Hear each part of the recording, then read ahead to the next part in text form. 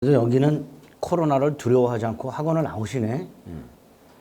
다른 학원들은 반수가 빠졌어요. 안 와.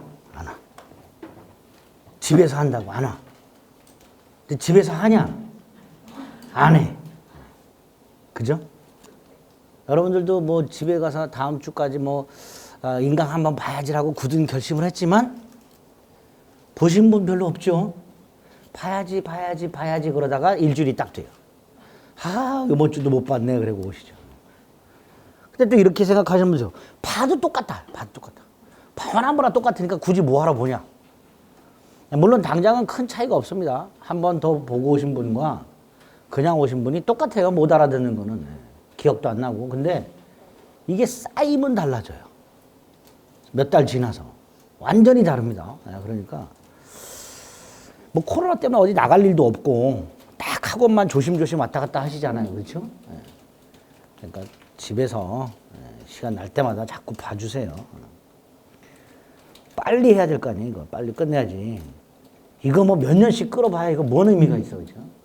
생각만 해도 끔찍하지 않으세요? 시작은 했는데 이거 몇 년씩 하면 끔찍하잖아. 제가 아는 분 중에 10년 만에 붙은 분이 있어요. 대단한 분이에요. 72세에 시작하셔가지고 82세에 붙으셨어요. 근데 이분이 한 5년쯤 지나니까 주위에 있는 학원의 강사들을 다 알아. 특성이 뭐고 다 알아. 그래서 어느 시점인가부터가 수강생들을 구름같이 몰고 다니세요. 노량진 법학원에 있을 때인데 살아있는 전설이셨죠. 근데 10년짜쯤 되니까 이분이 저분은 진짜 붙을까 싶었는데 딱 붙었어. 합격자 모임에 오셨는데 저는 60대가 오신 줄 알았어요. 완전히 탈바꿈하셔가지고 환골탈태라고 하죠. 완전히 바뀌셔가지고 그 후로 뭐 사무실 바로 내셔갖고 왕성하게 하신다까지 얘기를 들었는데 그게 몇 년 전이죠. 지금 어떻게 되시는지 모르겠네. 그러니까 그렇게 할 수가 없죠. 1년 만에 붙어야죠. 1년 만에 붙으려면 악착같이 하죠. 악착같이. 힘들다. 아이고 힘들어 라는 생각이 들 때마다 후년에도 책상에 앉아있는 나를 봐요. 후년에도. 그러면 소름이 쫙 끼쳐가지고 자다가도 벌떡 일어나서 공부를 하게 됩니다. 아시겠죠? 근데 불행한 현실이긴 하지만 100명이 합격을 하시면 이 중에 1년 만에 붙는 분들은 반도 안 되세요. 1년 만에 다 붙는 분들은 반도 안 되세요. 2년 걸리시는 분들이 대부분이에요. 근데 반이 안 되더라도 한 40% 정도 될까? 1년 만에 붙는 분들은 40% 정도 되는데 합격생 중에서 우린 그 40%에 들어가야 됩니다. 아시겠죠? 그러면 지금부터라도 악착같이. 그래서 입문서에는 없지만 등기와 관련된 거 7개 개념을 좀 잡겠습니다. 첫 번째가 이중보존 등기라고 중복등기라고 합니다. 자, 아까 보존등기는 미등기 부동산에 대해서 등기부를 새로 만들어. 그래서 거기에 최초 소유자가 등기된다 그랬죠. 그게 중복으로 돼 있어요. 자, 이 중복으로 돼 있다는 건 하나의 등기부에 보존등기가 2개가 있다는 뜻이겠죠. 아닙니다. 하나의 등기부에는 보존등기는 딱 하나밖에 있을 수가 없어요. 그렇죠? 최초 등기니까. 그럼 이중보존등기는 뭐냐? 부동산은 하나인데 등기부가 2개. 부동산은 하나인데 등기부가 2개. 이걸 이중보존등기 또는 중복등기라고 합니다. 그런데 부동산 등기법은요, 물적 편성주의라고 부동산을 만들 때, 등기부를 만들 때 물건마다 등기부를 만들도록 돼 있어요. 등기부를 만드는 방법은 2가지가 있습니다. 인적 편성이 있고 물적 편성이 있습니다. 인적 편성은 한 사람이 가지고 있는 부동산을 하나의 등기부로 관리하는 게 인적 편성이에요. 사람을 기준으로. 프랑스가 이 짓거리 하고 있어요. 프랑스가. 반면에 우리 민법은 일본 민법을 거쳐서 독일 민법을 받아들였거든요. 근데 독일은 물건 하나마다 등기부를 하나씩 만들도록 하고 있습니다. 이게 물적 편성이에요. 우리나라도 물적 편성이에요. 그러면 당연히 부동산이 하나라면 일필토지 하나, 일동 건물 하나라면 등기부가 몇 개? 하나. 이걸 일부동산, 일등기부, 일부동산, 일등기 기록의 원칙이라고 합니다. 등기법에서 공부하실 거예요. 근데 두 개야. 저 어떻게 해야 돼?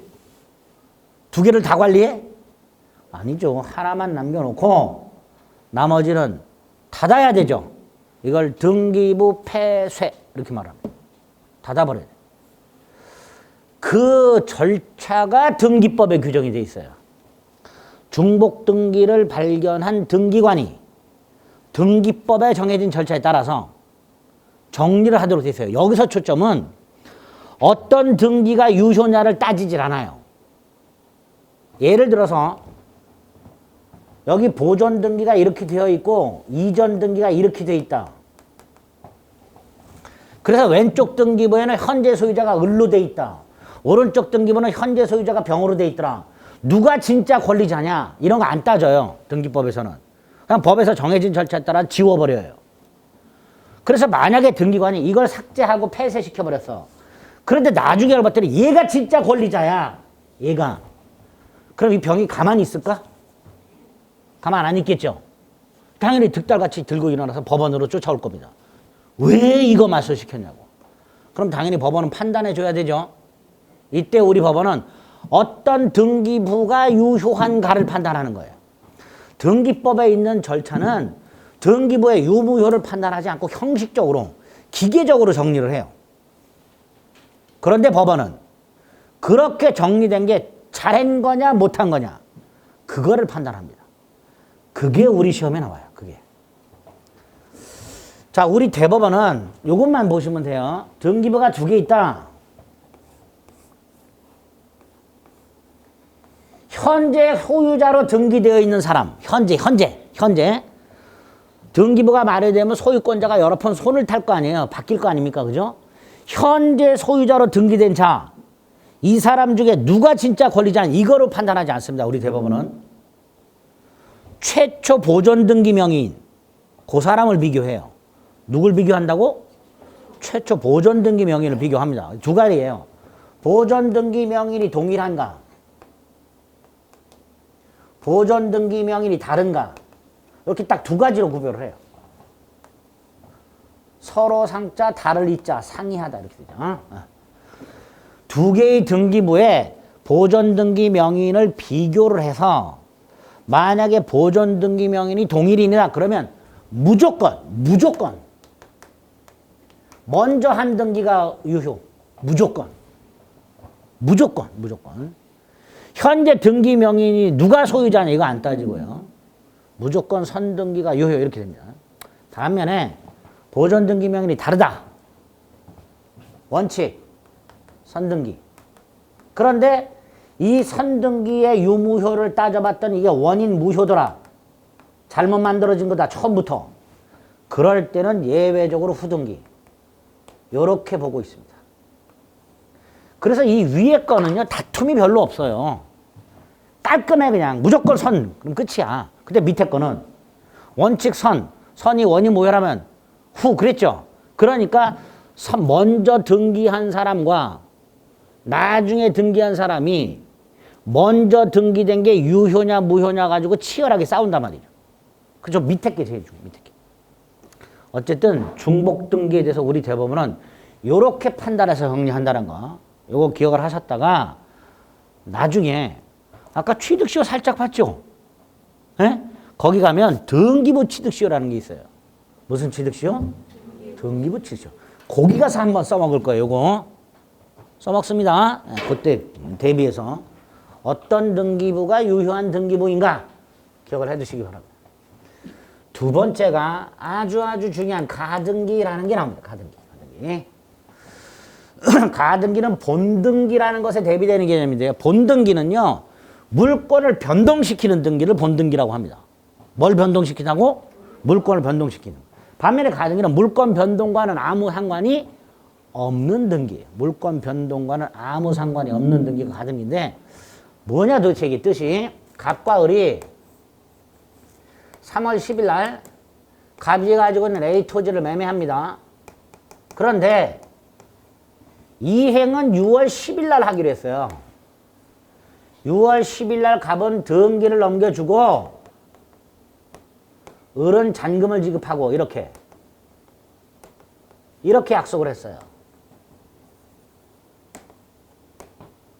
자, 3월 10일 날 A 토지를 매매한 을은 6월 10일까지 3달을 기다려야 되죠. 근데 그 3달 동안 무슨 일이 벌어질지 어떻게 알아? 이중매매 문제 같은 게 생길 수 있단 말이죠. 갑이 팔아먹어 이거를 5월 10일 날 매매, 그리고 잽싸게 5월 20일 날 병에게 등기를 넘겨줘. 이중매매를 했죠. 누가 소유권 취득한다고 그랬어요? 먼저 등기한 사람. 병이 소유권을 취득합니다. 그럼 을은 6월 10일 날 저 땅 소유권을 취득할 수 있다 없다? 없지. 그러니까 을은 불안해. 그래서 을이 3월 10일 계약을 합니다. 이때 을의 이전 등기 청구권 언제 생겨요? 언제 생겨요? 이전 등기 청구권이?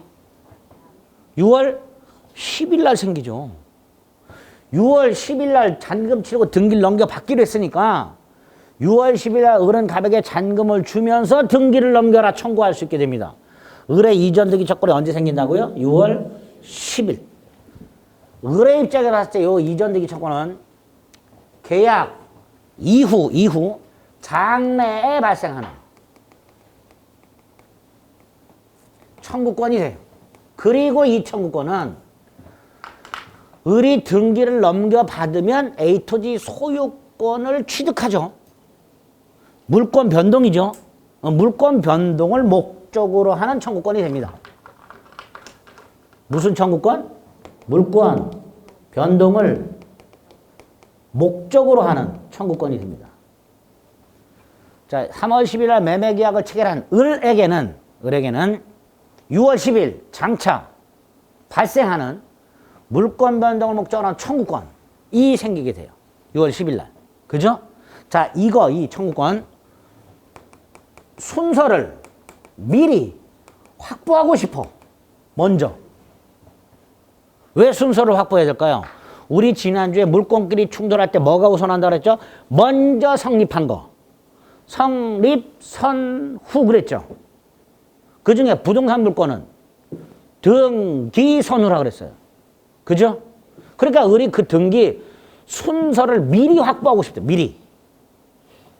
요 순서를 미리 확보하는 것을 순, 위, 보, 전이라고 해요. 그래서 만약에 을이 3월 10일 날 가등기를 해놨다. 그럼 미리 뭘 해놓은 거예요? 순서를 확보해 놓은 거예요. 우리 마치 놀이동산에 갔는데 인기 있는 놀이기구에 사람들이 쫙 서 있어. 내가 표를 사러 갔다 오는 동안에 사람들이 줄을 더 쓸 것 같아. 그럼 나는 야, 너 가서 서 있어. 미리 한 사람 짱 박아 두죠. 그죠? 표를 사왔어. 맨 꼬바리로 가요. 그 세워놓은 거에 거기 끼어들어요. 끼어들지. 새치기 아니야. 아니지. 미리 세워놨어. 뭐 하려고? 들어가는 순서 미리 확보하려고. 그런 기능을 하는 게 뭐다? 가등기다. 순서 미리 확보. 그래서 가등기는 우리 시험법이 2개가 있어요. 담보가등기라는 게 있고 또 하나가 청구권 순위보전 가등기인데 지금 보고 있는 게 바로 청구권 순위보전 가등기입니다. 청구권 순위보전 가등기. 이게 가등기의 본래 의미예요. 장차 발생하는 청구권의 순서를 미리 확보할 목적의 등기를 뭐라 한다? 가등기라 한다. 자, 그러면 이렇게 가등기 해놨습니다. 우리. 자, 을은 가등기만으로 소유권 취득한다 못한다? 가등기만으로 소유권 취득하지 못하죠. 가등기는 물권 변동시킨다 안 시킨다? 안 시킨다 그랬어요. 그러니까 을은 가등기만으로는 소유권을 취득하지 못합니다. 이거를 가등기만으로는 아무런 실체법상 효력이 없다 이렇게 말을 해요. 나중에 확인하고 가등기만으로는 소유권 취득한다 못한다? 못한다. 그러니까 소유권자는 여전히 갑이에요. 갑이니까 팔을 수 있는 거예요. 이렇게. 다만 얘가 가등기 해놨죠. 6월 10일 날 가등기에 기초하여 소유권 이전 등기를 합니다. 이걸 본등기라고 합니다. 본등기를 하게 되면 이 본등기의 순위가 3월 10일로 소급을 해버립니다. 즉 을은 소유권 등기를 3월 10일 날 하는 거예요. 순서로. 그럼 을하고 병 중에서 누가 먼저 소유권 등기한 거예요? 순서상. 을이 먼저 한 게 되는 거예요. 을이. 순서가 소급한다니까. 그럼 누가 먼저 한 거야? 순서상으로. 을이 먼저 한 거라니까. 을이. 그러니까 을이 우선하게 되는 거예요. 그래서 6월 10일 날 을이 본등기하게 되면요. 요거는요. 등기관이 누군지 아시죠? 등기소 공무원, 등기 기록을 관리하는 공무원, 등기관이 직권 말소시켜버려요. 병 억울해, 안 억울해요? 병 억울해, 안 억울해? 뭐 억울해? 가등기 돼 있는 거 보고 사놓고. 뭐 억울해? 너 가등기 된 거 모르고 샀냐? 아니요. 근데 뭐 억울해? 직권 말소. 이게 가등기의 기능이에요. 문제는 6월 1일을 기준으로 소유자에게 세금이 부과되겠죠. 누구한테 세금이 부과될까요? 네? 병에게 부과됩니다. 병에게 부과됩니다. 이유는 소유권은 6월 10일 취득해요. 을은 소유권 언제 취득한다고요? 6월 10일 취득. 그래서 조심하실 거. 가등기는요. 본등기의 순서만 소급시킵니다. 소유권 취득한 날짜까지 소급하는 건 아닙니다. 가등기는 본등기의 순위만 소급시킬 뿐 본등기의 본등기 효력이 뭐예요? 소유권 취득 그것까지 소급시키지는 않습니다. 본등기 효력 보전 가등기가 아니에요. 순위 보전 가등기예요.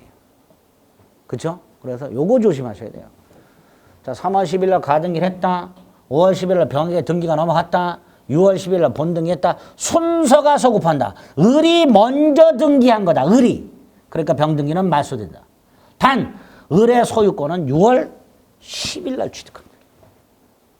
그래서 본등기에 순서만 소급시킨다는 거 잊지 마세요. 아시겠죠? 네. 여기까지 가등기 뜻을 확인합니다. 세 번째, 네. 나중에 등기법 2차 과목을 공부하시다 보면 등기의 유효 요건 이란 걸 보게 됩니다. 등기가 다 유효하냐 100%? 아니죠. 다시 한번. 가장 매수인의 등기는 유효, 무효라 그랬잖아요. 그러니까 등기가 되어 있다 해서 그 등기가 다 유효한 등기는 아니니까 등기가 유효가 되려면 어떤 요건이 필요할까를 등기법에서 공부하십니다. 문제는 이걸 갖추지 못했어. 흠결.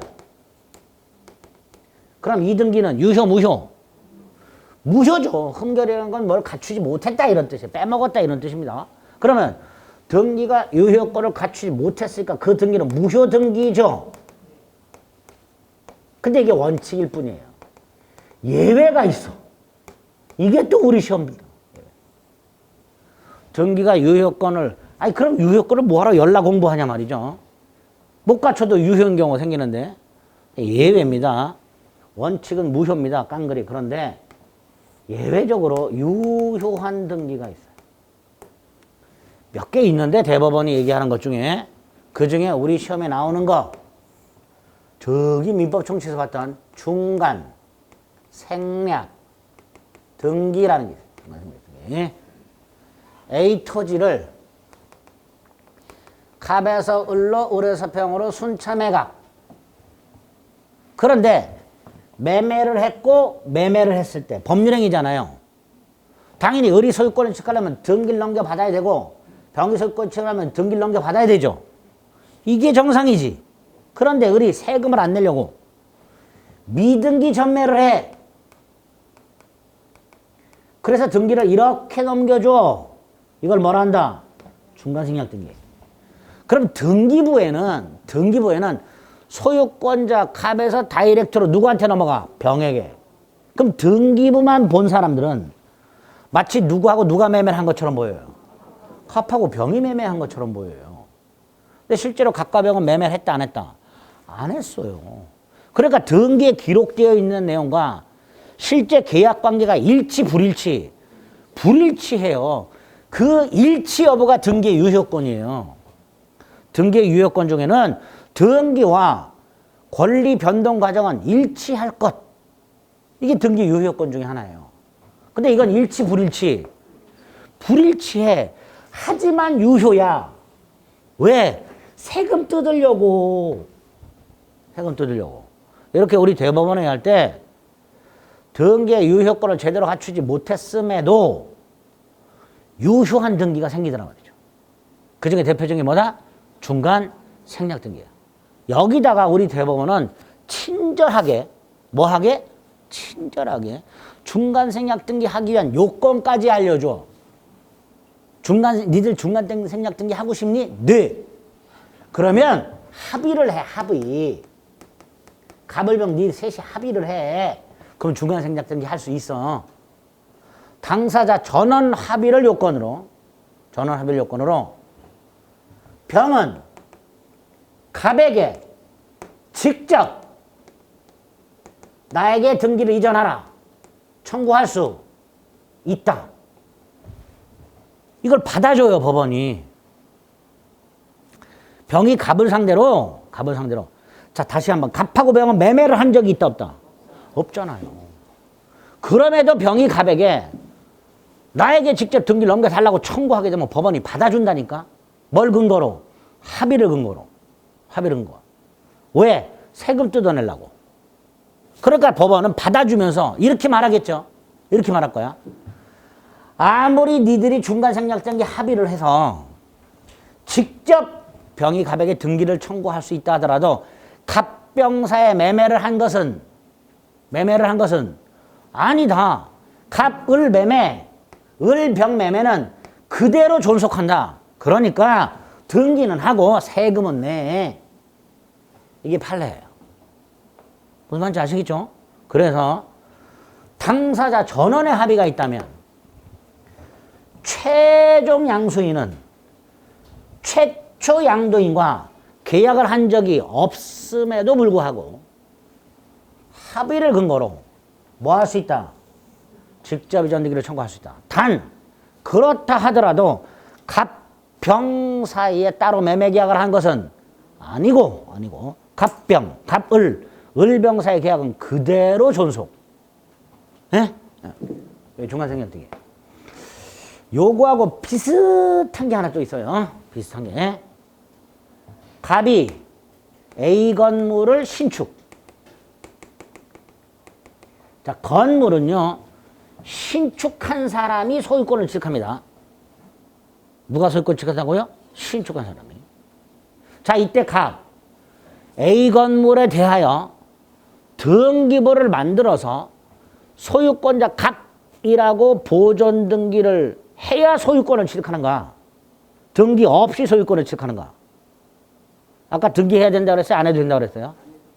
안 해도 된다고 그랬어요. 등기 없이 A 건물 소유권 취득. 그래서 우리 법원에 의하면 건물이 건물로서의 구조, 건물의 구조라는 건 세 가지예요. 기둥, 외벽, 지붕. 건물의 구조 세 가지. 이걸 갖추면 등기 없이 뭘 취득한다? 소유권을 취득한다. 이 상태에서 갑이 건물을 팔아요. 자, 을이 소유권을 취득하냐면 매매 계약을 했으니까 법률행위죠. 등기를 넘겨받아야 소유권 취득하죠. 그죠? 그러면 갑은 등기 없이 취득한 부동산 물권을 처분하는 거죠. 그러니까 갑의 이름으로 뭐부터 해야 돼요? 등기해야죠. 아까 187조에서 뭐라 그랬어요? 등기 없이 취득한 부동산 물권을 등기하지 않으면 처분하지 못한다. 분명히 그랬죠. 그러니까 건물을 신축한 갑이 건물을 을에게 팔았어. 그러면 187조 단서에 따라서 갑은 자기의 이름으로 등기를 하고 넘겨줘야 돼요. 그죠? 갑의 이름으로 뭐부터 하고 보존 등기부터 하고 그리고 을에게 뭐 해줘라? 이전 등기를 해줘야 돼. 그쵸?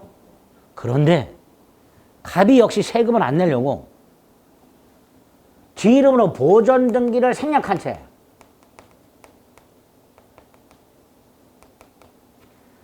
을의 이름으로 보존 등기를 해버려. 그러면 등기부만 보면 마치 누가 건물을 지은 것처럼 보여요. 을이. 근데 실제 누가 지었어? 그럼 이것도 실제 권리 관계와 등기부가 일치, 불일치? 불일치. 따라서 이것도 무효여야 되죠. 유효랍니다. 우리 대법원 이것도 유효래. 왜? 세금만 뜯으면 돼. 신축한 갑에게 세금 뜯으면 돼.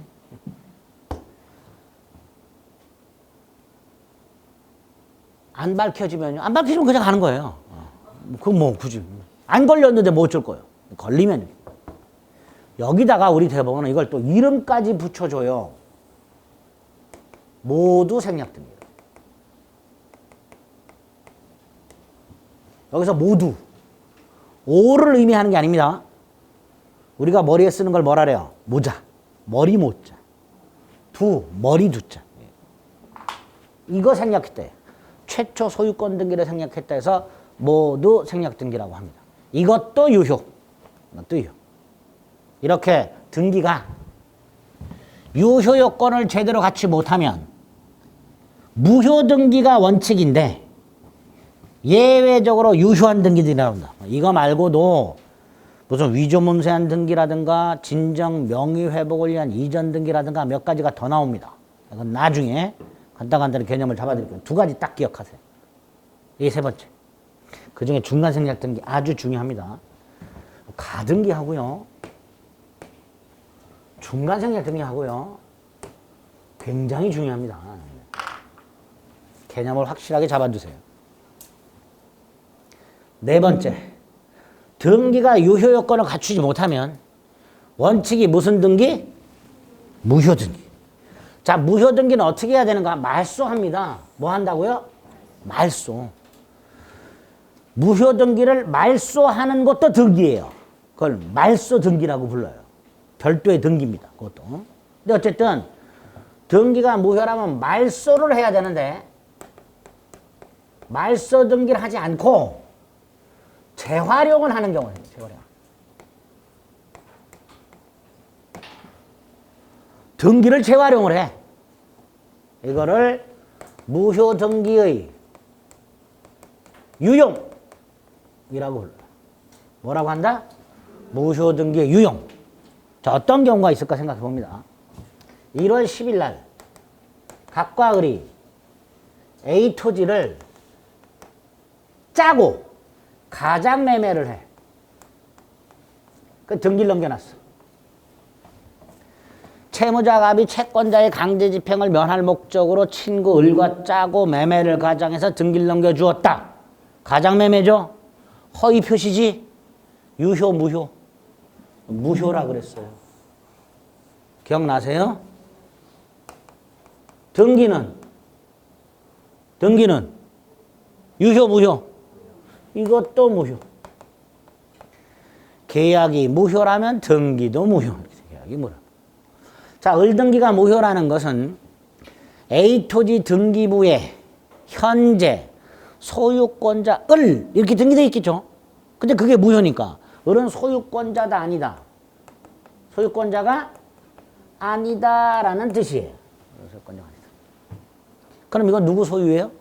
갑 소유입니다. 그런데 이 상태에서 이걸 말소하지 않고 있는 상태에서 7월 10일쯤 갑이 돈이 필요해서 이 땅을 진짜 팔아야 될 사정이 생겨서 진짜로 갑 팔 수 있을까요? 없을까요? 있어요. 있어. 자기 거를 증명해서 팔면 돼. 그런데 새로운 매수자를 물색하기보다는 이미 누구 이름으로 등기가 되어 있으니까 을의 이름으로 등기가 되어 있으니까 을한테 먼저 청약을 했어. 야, 네가 평상시에 땅 필요하다 그랬는데 내 땅 사라 차라리. 그랬더니 을이 사네?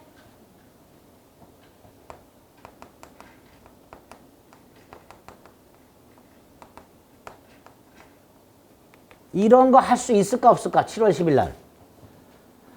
1월 10일 날 가장매매를 했던 갑과 을이 7월 10일 날 만나가지고 진짜 매매를 따로 할 수 있을까요 없을까요? 있지. 이걸 막을 이유가 뭐가 있어? 그죠? 제가 지난주에 그런 예를 들었었나? 아니야, 그렇게 생각하면 더 복잡하겠다. 가장 매매계약 가짜 매매를 했던 갑과 을이 나중에 다시 만나서 진짜 매매 계약을 따로 할 수 있다 없다 얼마든지 할 수 있는 거예요. 그거는 그렇잖아요. 문제는 새로 계약했잖아요. 유효한 계약을 새로 했죠. 을은 소유권을 취득해야 되잖아요. 그럼 등기를 넘겨받아야 되잖아. 근데 이미 등기돼 있지. 그럼 원칙적으로 어떻게 되냐면 요거를 말소 등기를 하고요. 다시 이전 등기를 해야 돼요. 예? 아니 그런 눈으로 저를 보지 마시고 엄격하게 말을 하면 7월 10일 날 새로 계약한 거잖아요. 두 번째, 그 계약을 통해서 우리 소유권을 취득해야 되잖아. 그러려면 갑으로부터 등기를 넘겨받아야 되잖아요.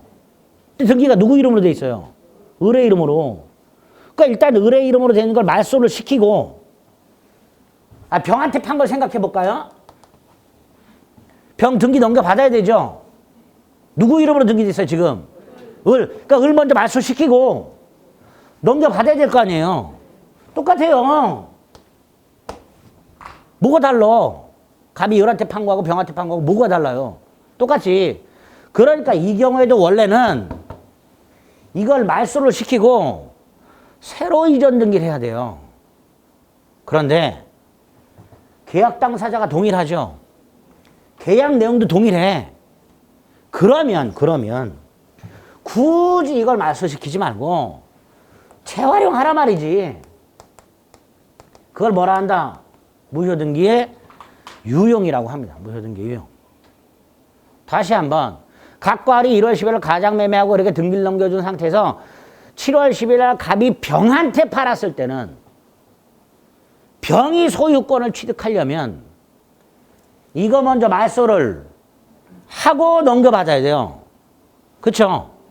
그럼 똑같이 가장매매하고 나서 다시 계약을 한 경우에도 이거를 먼저 뭘 하고 말소를 하고 이전 등기를 해줘야 되는 거예요. 원래대로라면.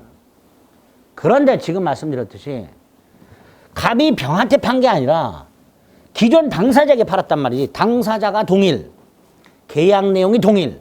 즉 등기되어 있는 내용과 그 후의 계약이 일치를 해버려. 그럼 굳이 그 무효 등기를 말소하고 새로 등기할 필요 없이 무효 등기를 재활용을 하자 말이죠.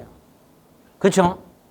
그래서 이 무효였던 을 등기를 유효한 등기로 바꿔버려요. 따라서 을은 뭘 취득해? 소유권을 취득해요. 그렇겠죠? 문제는 언제 소유권을 취득하느냐의 문제가 남아요. 등기는 며칠 날 했어요? 등기부에는 을에게 소유권 이전이 며칠 날 돼 있는 거예요? 1월 10일 날. 근데 유용하기로 합의는 언제 했어요? 7월 10일. 그러니까 을은 소유권을 취득하는데 7월 10일부터 취득하는지 1월 10일로 소급해서 취득하는지 문제가 생기는 거예요. 유용을 했더니 언제 취득할까요? 당연히 7월 10일부터 취득해야죠. 그렇죠?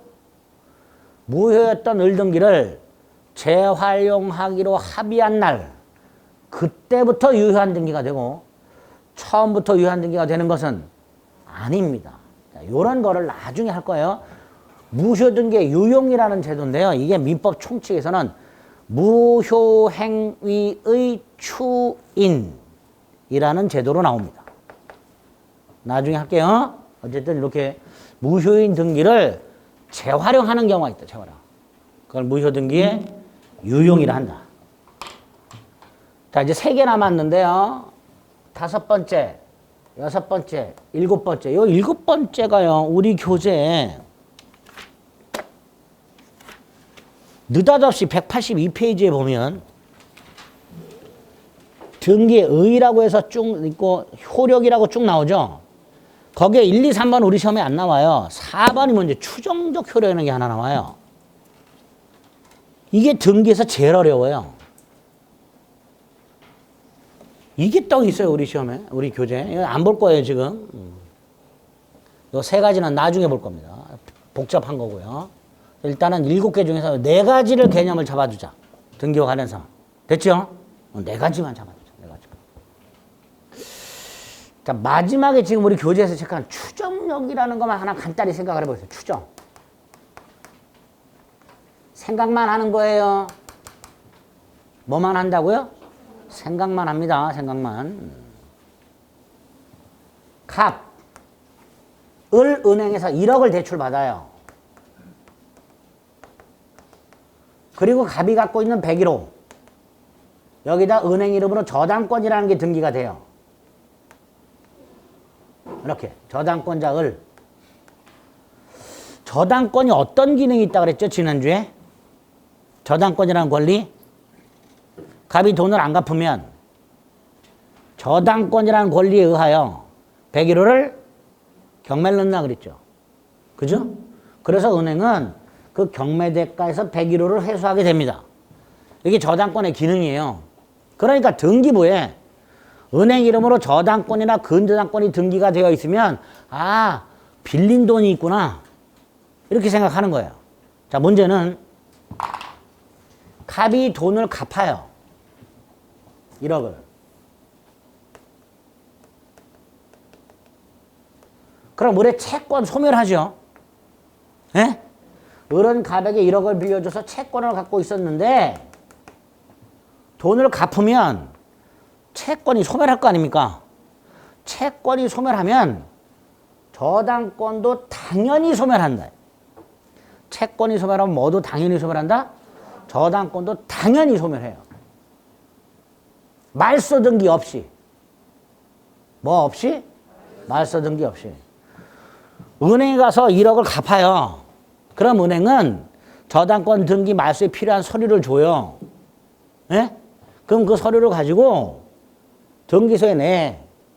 그럼 등기소에서는 그 저당권 등기를 말소시키겠죠? 며칠 걸려요. 그러면 돈은 1월 10일 날 갚았어. 저당권 등기는 1월 20일 날 말소가 됐어. 이때 저당권이 돈 갚은 1월 10일 날 소멸했는가?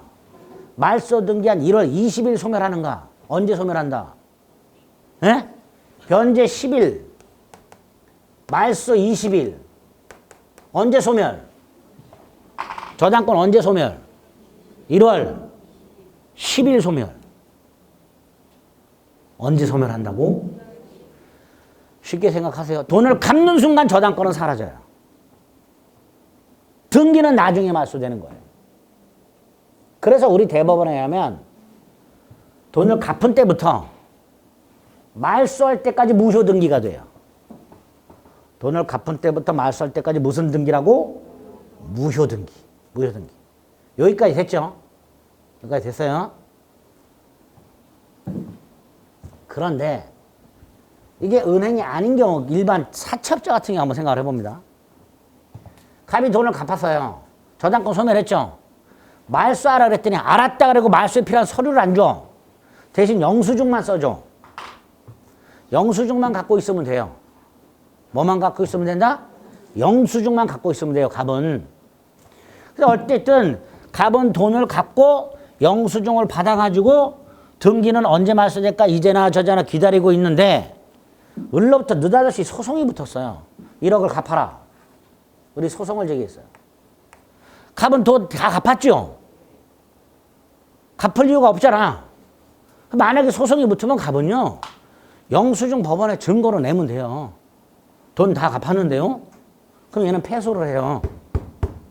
그런데 갑이 을로부터 받은 영수증을 호주머니에 넣었다가 세탁기를 돌려가지고 영수증이 사라졌어. 통장으로 보낸 것도 아니고 현금으로 의뢰게 갚았는데 꼴랑 돈 갚았다는 증거가 이 영수증 하나밖에 없어. 근데 그게 없어졌어. 근데 그 상태에서 의리 소송이 들어왔어. 갑은 법원 가가지고 판사님 저 돈 갚았는데요? 판사는 영수증 뭐 있어요? 아우 빨래에 넣어버렸네요? 그럼 판사가 믿어줄까요? 안 믿어줄까요? 안 믿어줘요. 안 믿어줘요. 그렇죠? 그래 안 그래? 두 번째 영수증은 있어. 얘가 돈 내놔 그랬어요. 법원은 일단 얘 말을 믿어줘요. 왜? 등기가 되어 있으니까. 예? 얘는 저당권자로 일단 인정을 해줘요. 어떤 사실이 일단 증거 없이도 그런 사실이 있다라고 인정하는 게 추정이에요.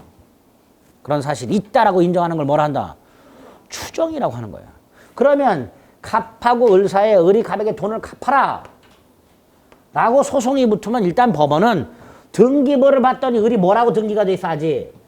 저당권자로 등기돼 있으면 을은 여전히 채권자로 추정을 해버려요. 그래서 갑에게 너 돈 갚았냐? 네, 갚았다는 걸 증명해라.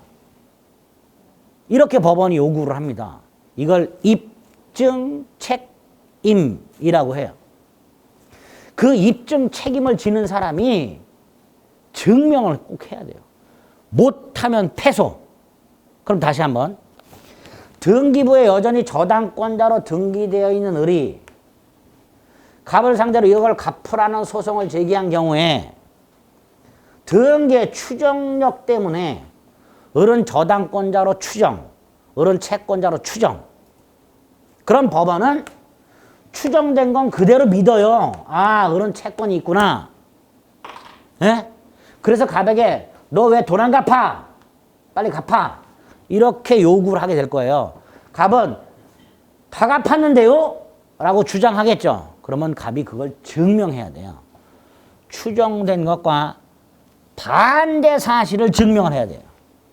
그래야 소송에서 이길 수 있어요. 증명을 못하면 패소. 그래서 영수증 잘 챙겨놔야 되는 거예요.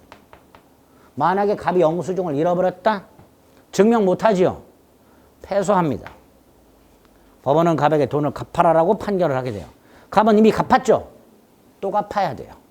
이중 변제 위험이 있게 됩니다. 그런 기능을 하는 게 추정입니다. 추정이란 건 소송에서 어떤 사실이 있다라고 일단 전제를 까는 제도를 뭐라 한다? 추정이라고 합니다. 나중에 다시 볼게요. 등기에 그런 추정력이 있다 이런 뜻이에요. 어쨌든 이렇게 복잡한 게 한 3가지 남았습니다. 등기관에서. 4가지 정도만 생각하자. 4가지 정도만. 요 정도를 물권 변동해서 봐주시면 돼요. 책에 볼 거 없습니다. 그러면 물권 총론 기초와 변동 중에서 변동을 보고 있고요. 변동과 관련해서는 부동산 물권 변동, 법률 행위에 의한 것과 법률 규정에 의한 걸 구별하고 이 2개가 공통적으로 요구하고 있는 등기와 관련된 거 7개가 문제가 되는데 그중에 4개를 봤다. 이중보존 등기, 가등기, 중간생략 등기, 무효 등기의 유용 4개 개념 생각해 주세요. 자, 마지막으로 법률 규정에 의한 물권의 소멸, 사유, 법률 행위가 아니라 법률 규정에 의한 물권 소멸. 이것도 변동이죠. 요거로 규정되어 있는 게 혼동이라는 게 있어요. 뭐가 있다? 혼동. 요거 마지막으로 총론에서 정리하셔야 됩니다. 183페이지 물권의 소멸이라고 되어 있고 네모 위반의 혼동이라고 191조 1항과 2항이 있습니다. 있죠? 자, 그중 1항만 생각해 봅니다. 1항만. 갑이 땅을 소유하고 있어요. 근데 이 땅을 갑은 을에게 지료를 받고 을로 하여금 사용하게 합니다. 그런 권리를 지상권이라고 해요. 무슨 권? 지상권.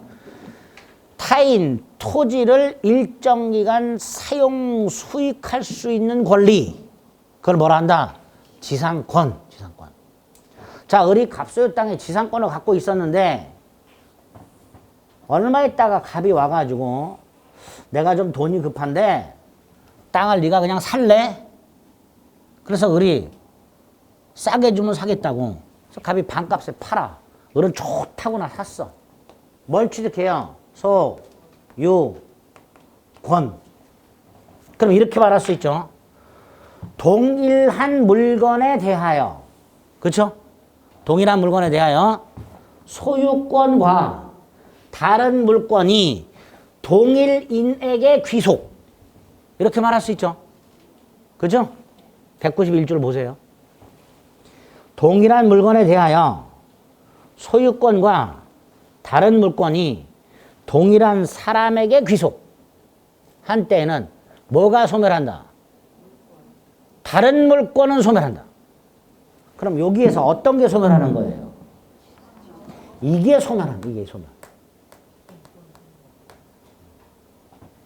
이게 소유권과의 혼동이라는 거예요. 소유권과의 혼동. 을의 입장에서 보면 자기 땅에 굳이 소유권이 있는데 굳이 추가해서 지상권을 갖고 있을 필요가 없겠죠. 그런 취지예요. 우리 그냥 쉽게 내가 아파트 전월세를 살다가 그냥 그 아파트를 사버렸어. 그럼 나는 더 이상 전월세가 아니잖아요. 내가 나한테 월세를 줄 이유가 없잖아. 그러니까 소유권만 있는 거고 임차권을 소멸해버리는 똑같은 거예요. 이렇게 동일한 물건에 대하여 소유권과 다른 물건이 동일한 사람에게 귀속을 하면 그 다른 물건은 소멸하도록 규정하고 있는 걸 뭐라 한다? 혼동이라 한다.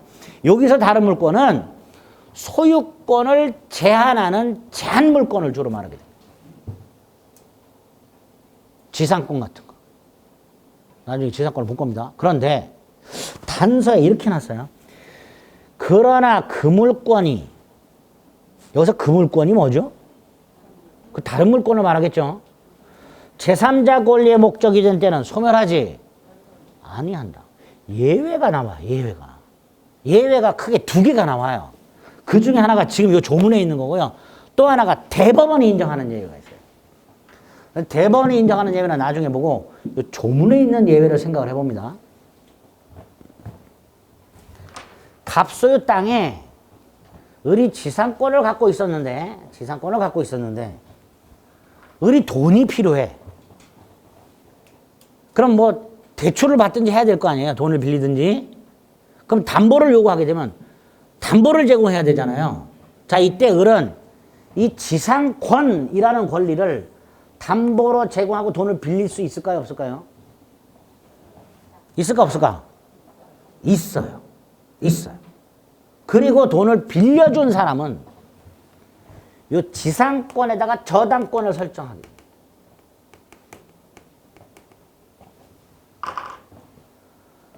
땅이나 건물만 담보로 돈을 빌릴 수 있는 게 아니고요.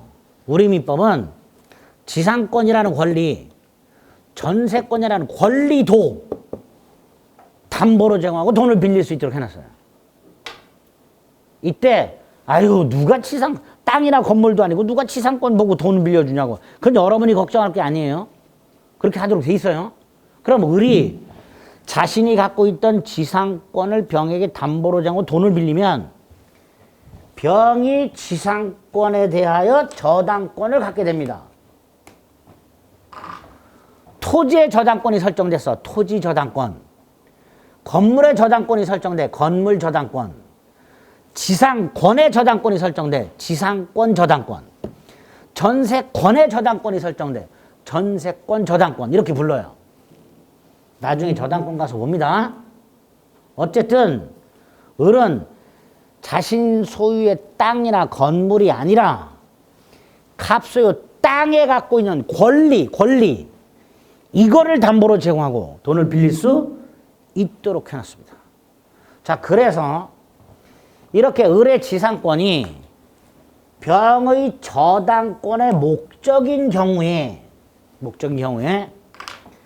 을이 만약에 소유권을 취득했을 때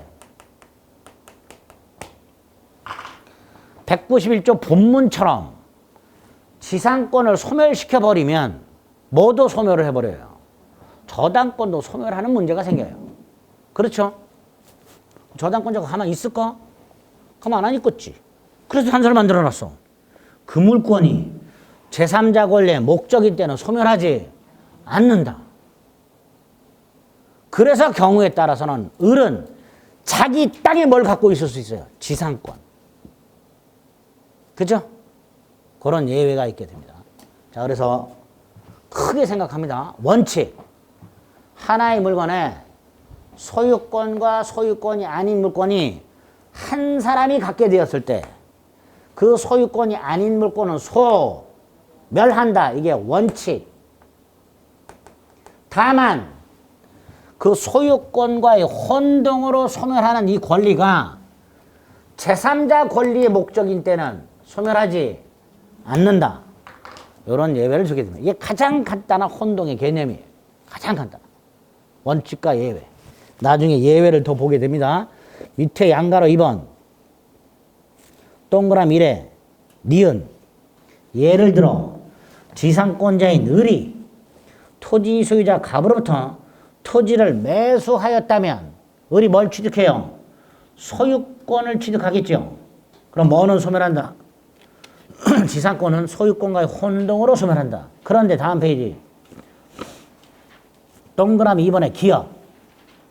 예를 들어 을이 갑소유 땅에 지상권을 가지고 있고 그 지상권이 병의 저당권의 목적인 경우 을이 토지 소유권을 취득하더라도 을의 지상권은 소멸하지 않는다. 됐죠? 혼동의 예외가 이렇게 하나 있게 됩니다. 여기까지 딱. 혼동의 개념과 원칙, 예외 딱 머릿속에 틀을 잡아주시면 되겠습니다. 됐죠? 그냥 물권 총론 내용이 요 정도. 여기다 나중에 살을 좀 묻히면 됩니다. 줬다가 점유권 보겠습니다.